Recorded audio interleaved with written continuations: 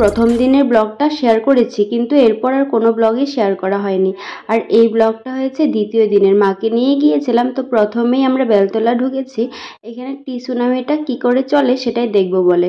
হ্যাঁ, ফোনে তো দেখেছি, কিন্তু রিয়েলে নিজের চোখে কখনোই দেখিনি, তাই দেখব বলে এখানটায় দাঁড়িয়ে আছি।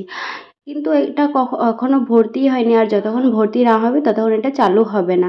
অনেকটা সময় দাঁড়িয়েছি, আর এখানে ছোটোবেলাকার নাগরদোলা দেখে দেখে ছোটোবেলাকার ফিল করছি।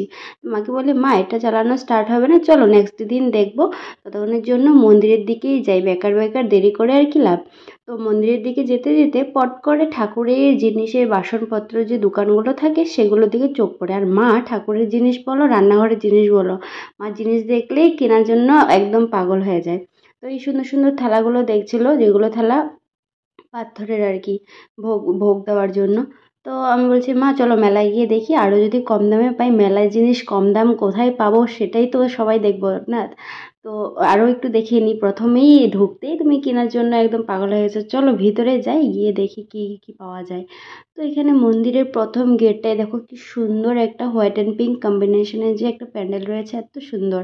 আর এখানে মন্দিরে প্রবেশ করা মাত্রই এত ভিড়, দ্বিতীয় দিনের ভিডিও এটা ছিল, এত জমজমাট একটা পরিবেশ। তারপরে আমি আর মা কিছুক্ষণ মেলা ঘুরি, অনেক কিছু দেখেছি, সবটা ভিডিও ক্লিপ নেওয়া হয়নি। তো কাপড় দোকানে ঢুকেছিলাম, কাপড় দোকানটা একটু ইউনিক লেগেছে, বাট কোনো কাপড়টাই একটুকু ভালো লাগেনি। সো কোনো কিছু কেনাকাটা করিনি এখান থেকে, ডাইরেক্ট চলে এসেছি প্রসাদের লাইনে। এত লম্বা প্রসাদের লাইন, তারপরেও প্রসাদ খেতে হবে, খিচুড়ি বলে কথা, সব থেকে ফেভারিট জিনিস। তারপর চলে আসি এই জামাইবাবুর দোকানে ফুচকা খেতে। আর হ্যাঁ, পূজা স্পেশাল সব দোকানে কিন্তু 3টে করে ফুচকা, কিন্তু জামাইবাবু আমাকে 5টে ফুচকা দিয়েছে ভালোবাসার খাতিরে। তো ফুচকা খেতে খেতে বাড়ি চলে গেছে। ভিডিওটা এই পর্যন্তই, সবাইকে টাটা বাই।